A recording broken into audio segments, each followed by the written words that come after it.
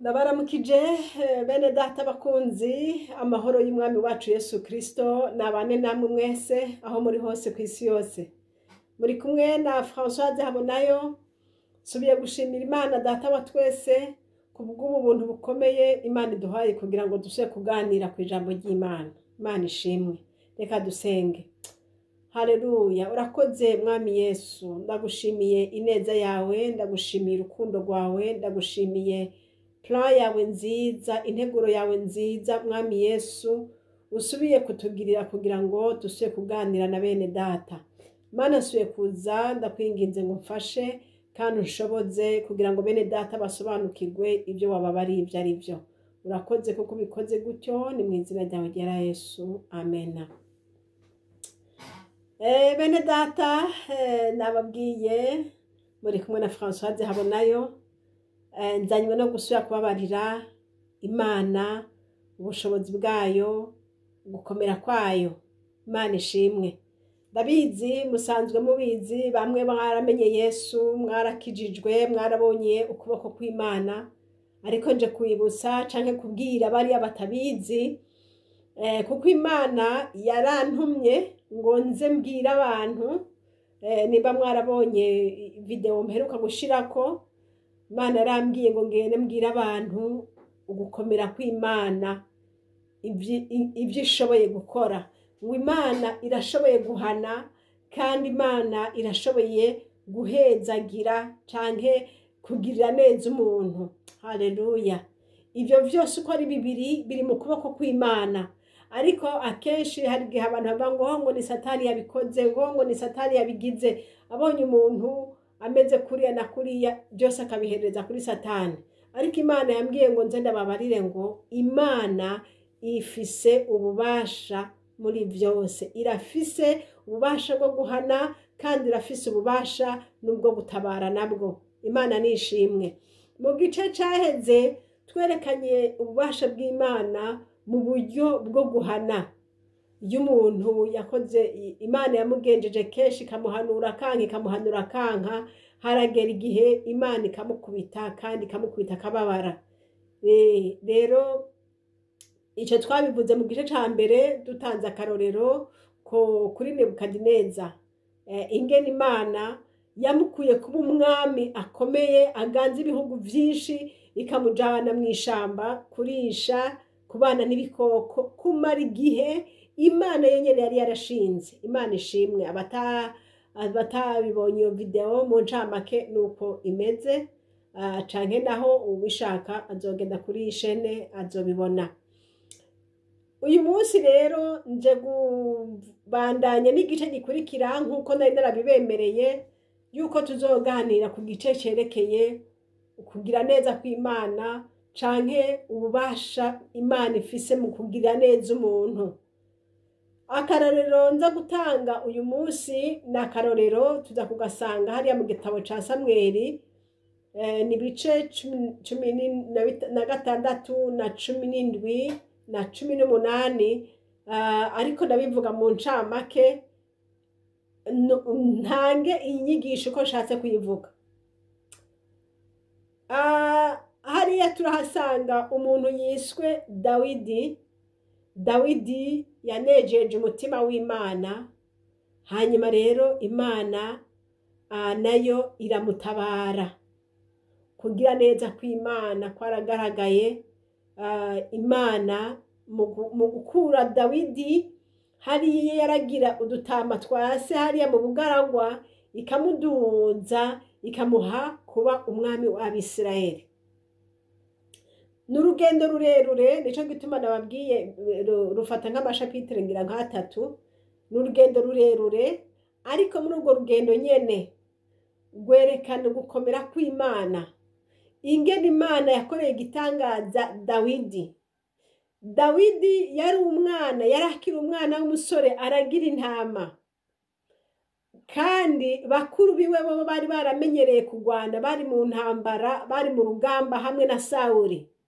Ariko uyu Dawidi wewe iby'intambara ntabyo yari yaramenyereye, yari ari umwana w'umuhira.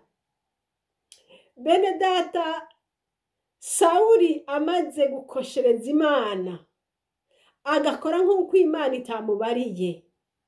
Imana yaramubwiye ijambo rimwe, ibwira Samweli, iramubwira ati genda umubwire yuko ubwami bwiwe abukuweko, ngo buhawe ubundi amuruta. Inshuti zanje, Sawuli yarakuze kandi yarakomeye, ariko ijambo ry'Imana ryavuze ngo ubwami ngo arabwaswe, ngo buhawe ubundi amuruta. Uyo wundi amuruta yari inde? Yari Sawuli, yari Dawidi. Kandi Dawidi yarakiri umwana. Mwumve rero Imana ngene imeze. Imana ntimeze nk'abantu. Abantu baraba nk'abantu, ariko Imana iraba nk'Imana. Dawidi naho yarakiri umwana, Imana yamuharuye ko ari umuntu akuze asumba Dawidi, asumba Sawuli. Kubera iki? Kubera yuko wewe muri we yari afise kubaha Imana, kandi yagenda yisunga Imana mu byo afise byose.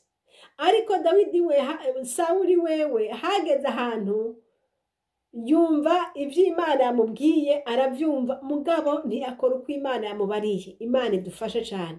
Imana iciyarakara, ishababara, kubera yuko atayumviye, nayo iciramuhana. Ariko Dawidi we, Imana imugirira imigambi myiza, ituma Sawuli kumurondera iyo yarari hariya aragiye.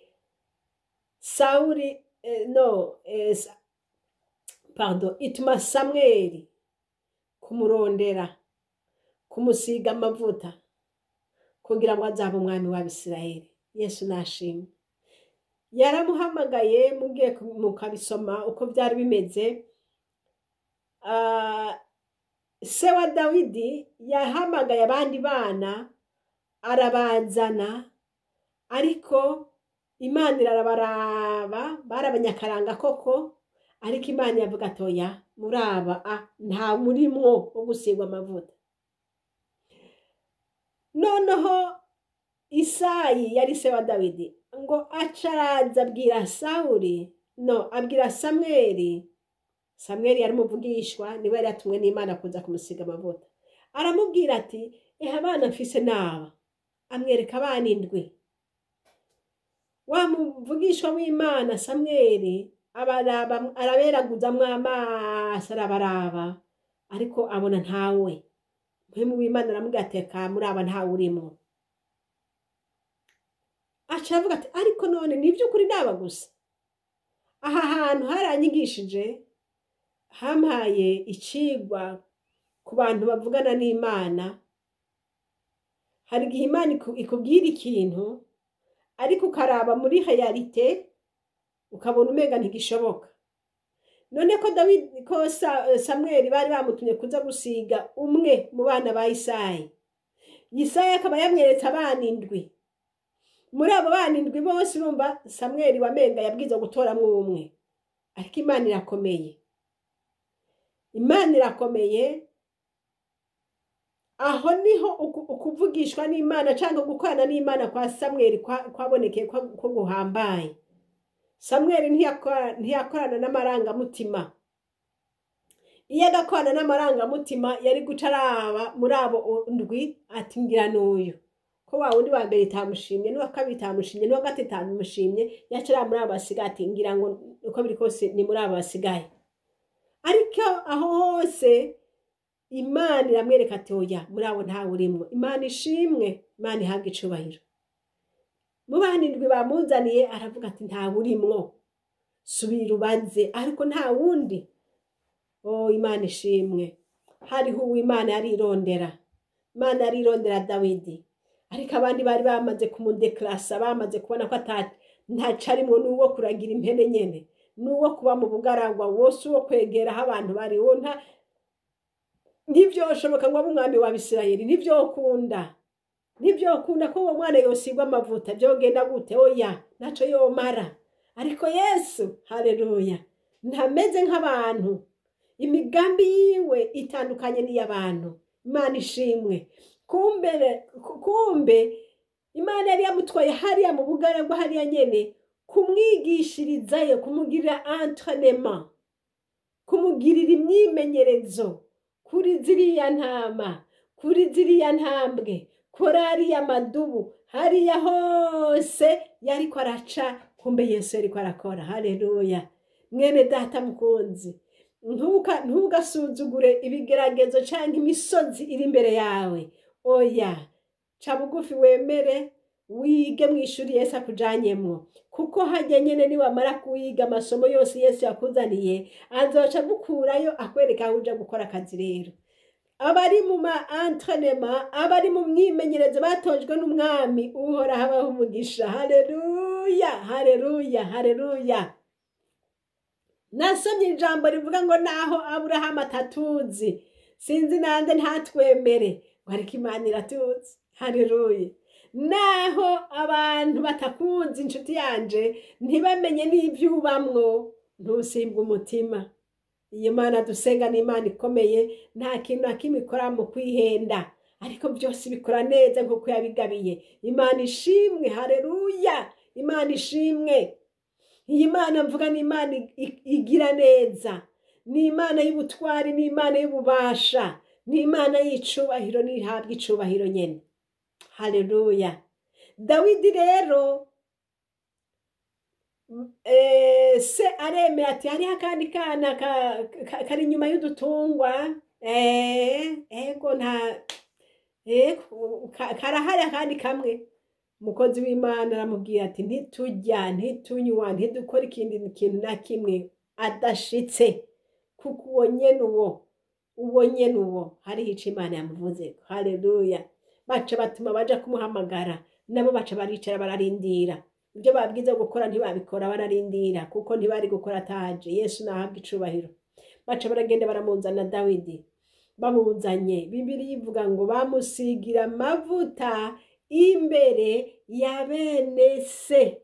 Barorera bene se baraho, na se wiwe araho, umwana baramusiga amavuta. Bahejeje kumusuka kwa mavuta, aca yisubirira mu murimo wiwe. Imana ishimwe. Ubu rero turabona abantu babiri, turabona uw'Imana yanse n'uw'Imana yatoye kumusubirira, kandi bose baracahari. Mwumva ingene Imana imeze. Ubu rero intambara iri hagati y'aba bantu babiri, uyu muntu Imana yanse n'uyu muntu Imana yakunze, bose ko bakiriho, ariko Imana yanse aracari ku ngoma, aracari ku ngoma. Uri Imana yatoye aracari gukora akazi kiwe ka misi yose. Ubu rero ububasha bw'Imana ni ingene Imana yamuzanye ikamuzana gushika naho imuzana iruhande ya Sawuli. Imana irashoboye inshuti zanje, bakunzi banje. Imana irashoboye. Nje kuvuga gukomera kw'Imana, nje kuvuga ingene Imana ifise kugukura hariya uri, ikakuzana no kugushikana aho Imana igomba kugushikana. Dawidi, Imana yari yaramuhaye ikintu kizotuma akandagira ibwami. Icambere Imana yari yaramuhaye ngo yari umucuraranzi, yari afise talent yo kuririmba, yararirimba. Igihe rero Sawuli ngo yafashwe n'impwemu mbi, ngo rero iyo mpwemu mbi yimufashe, bakenera umuntu amuririmbira. Baca bavuga ati turamunzi, hariho umwana wo kwa Isayi arazi gucuraranga kweri, ati genda mumunzanire. Wa mwana acaraza. Bibiliya ivuga ngo yararirimba. Izo mpwemu mbi zimufashe, nawe acaja agacuraranga. Haleluya. Akaririmbira Imana, akaririmba gukomera kw'Imana, akaririmba ubushobozi buri muri Kristo Yesu, akaririmba. Wa muntu impwemu mbi zikamurekura. Bibiliya itubwira ngo hamwe yaba kwa Sawuli, akongera agaba no kwa se. Hari iminsi yamara kwa Sawuli agwaye, ari muri ivyo bihe byo kumererwa nabi, bimuvuyeko yacasubira kuragira intama, yacasubira kuragira, agasubira kuba iwabo. Ico kimuzanye ibwami ubwa mbere, arahaba ikiringo gitoya, ariko Imana ishimwe uko yahaba niko data ariko aramumenyereza ingene ibintu bimera, ingene ibintu bigenda, yariko aramuha n'iyindi entraînement kuraba. Yesu nashimwe, inzira ziwe ntiziserangurika. Umunsi urizina rero se yongera mutuma ati genda undabire abana banje uko bameze mu rugamba, hariyo Sawuli ari, bakuru bawe niyo bari mu rugamba. Genda rero urabe ingene urugamba rumeze, hanyuma ubagemurire ucuze umpa amakuru ingene wasanze bameze. Aha Dawidi yaraje agemuriye bakuru biwe, asanga bari mu rugamba. Ijambo ry'Imana ritubwira ngo azana ibyo yagemuye abibitsa abari basanzwe bari ku rusago aho onye bari bacumbitse, abibitsaho aca agenda ku rugambi y'abandi bari. Ngo ashitseho ngo asanga wa umufilisitiya ngo ariko arabatuka abasugereje, ngo barababara cane, ngo baca baracika ivutu. Bibiri ivuga ngo baca barasubira inyuma, ni ukuvuga ngo muri indi jambo ati ntidushobora guhangana n'uriya muntu. Dawidi aravuga ati none uwo mwica ujya muntu yohabwa iki? Baramubwira ati wo kwica ujya muntu umwami yaravuze ko azoca amushingira umukobwa wiwe, kandi yuko ikori inzu yiwe itazosa gutanga ikori. Ka Dawidi karabaza umwe, karabaza n'uwundi kugira ngo kumve yuko iyo information ari y'ukuri. Bakuru biwe baca bakabona kariko karabazagiza kabaza abantu, baragashwanira ati wewe ivyo uri mukuritamwo nibiki? Ivyo witamwe nibiki? Ariko ari mu mugambi w'Imana. Ariko bakuru biwe bobo babona yuko azanywe n'urusaku aje kwita mu bintu atazi, bamugirira impuhwe nka bakuru biwe nyene, ati ivyo ntibikuraba ahubwo subira kuraba bwa butama.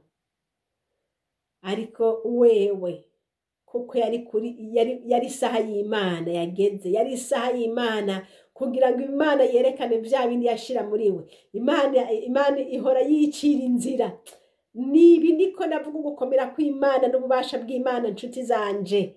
Ntihaze hagire ukubarira ngo ntibishoboka, birashoboka. Ibidashobokera abantu ku Mana birashoboka. N'iri jambo rinzanye ryo kukubwira ko Imana ishoboye gukora ibitoshoboka. Haleluya. Imana icirabikora. Dawidi ngo cahindukiriza abandi, ntiyumvirije ibyo bamwe bavuka ariko aramubwira. Kuko umutima wagomba kumenya, ngo acahindukiza amaso abazundi. Ati mbega hajya uwo kwica uriya mufilisitiya byogenda gute? Nawe amubwira nk'uko abandi bamubariye.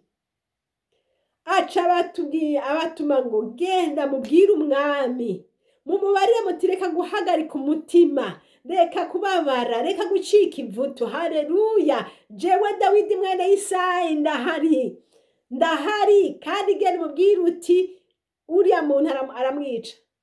Wewe reka guhagarika umutima, solution yabonetse. Baca baragenda baramubwira bati rega mwami hariho umwana yavuze muri ya muntu ngo arashobora kumwica. Mwami ati birashoboka mumpamagarire. Ngo bashobora mumuhamagarira. Aca aragenda. Dawidi Sawuli ngo aramwitegereza ati wa mwana we, yo wa mwana we. Arakaraba. Ati wa mwana we, ibi bintu ntabyo ushobora. Oya ntibishoboka. Narinzi ko ari umuntu akomeye w'igihagararo, yerekana n'ijunja ryewe ryerekana ko yoshaka kunesha, ariko vraiment oya wowe ntibishoboka. Amubwiye ati wewe uracari umwana. Dawidi aca sokorora vya bibitsanyo yari yarabikije mu mutima wiwe, aca sokorora vya bindi vyose yabonye Imana yamukoresheje mu bugaragwa. Haleluya. Aca aramubwira ati nyakubahwa mwami wa Bisirayeli, erega hari hico utazi. Uyu jewe umbona nk'uko ndi umwana, ariko mu vy'ukuri sindi umwana. Jewe umbona naragwanye n'intambwe. Iyo intambwe ifashe impene zanje cyangwa udutamba twanje, naca ndayisimbira ko nkayiyaka nkayikura mu kanwa, yazi kansimbira ko tukagwana nkayishwanyagura. Ati jewe uyu ntunzi, ni gute nakubise intambwe ngakubita idubu uriya mwana w'umuntu ujya niwe yonanira?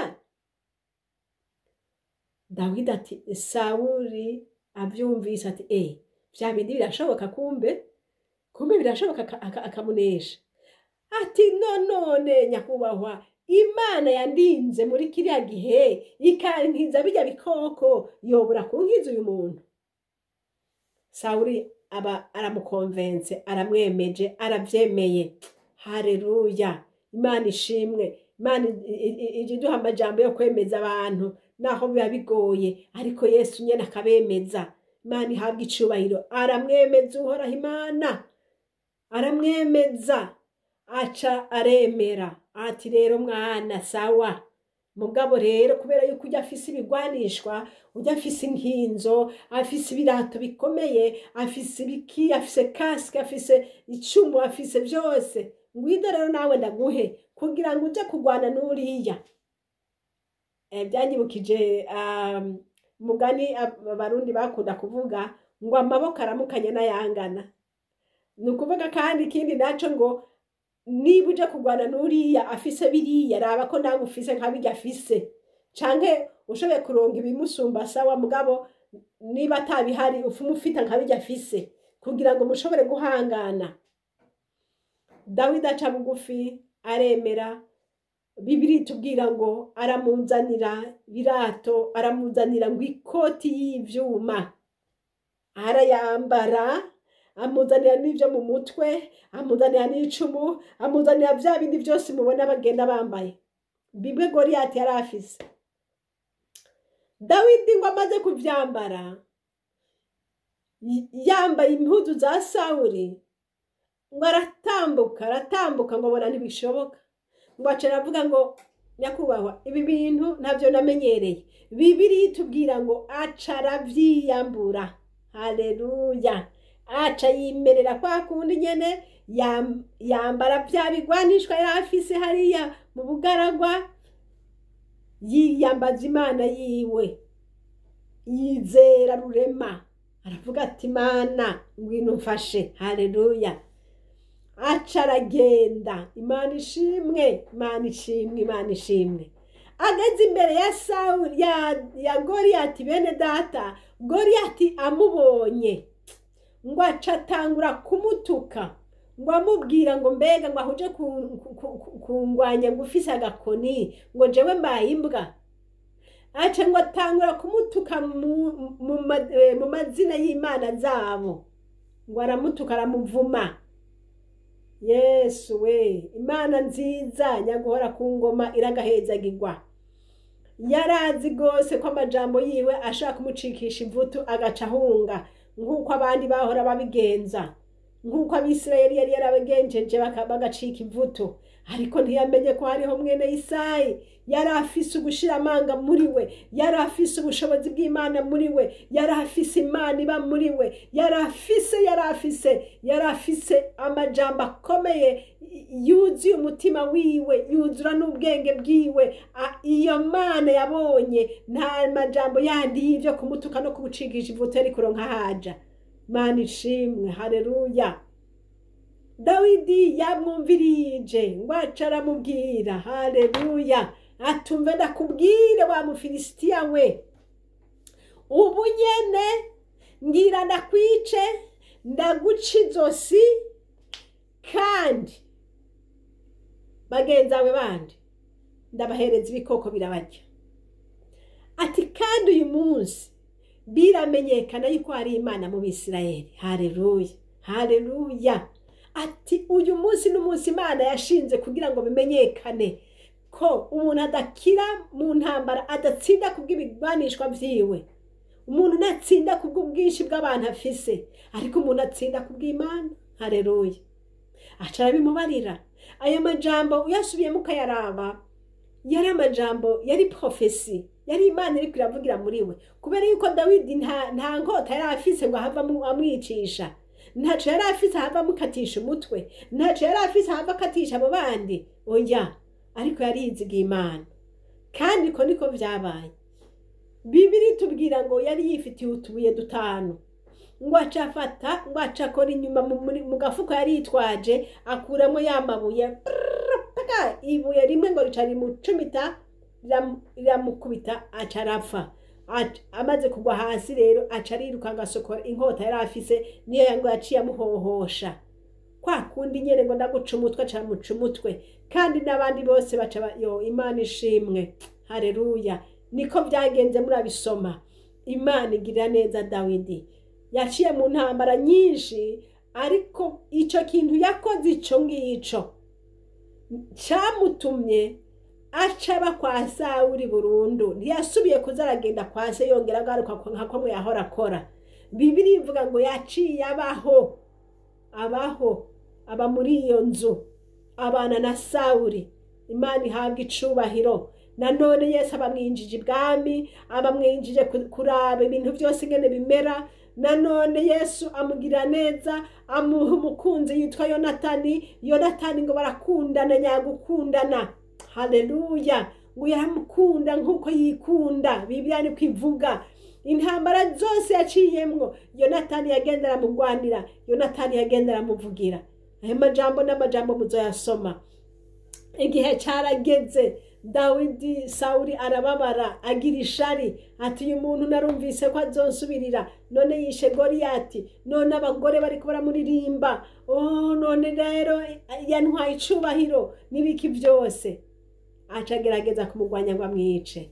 Inshuti zanje umve ndababwire, ariko ntiyashoboye kumwica kuko Imana yari imifise ku mugambi. Ndiko ndavuga Imana izi gutabara, Imana izi gushitsa, Imana izi gukora, Imana izi guca inzira gushika naho gushikana yakugeneye gushika.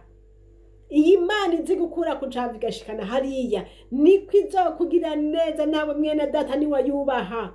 Haleluya. Uyubahe, wubahe Imana, ube mu ruhande rwayo. Ariko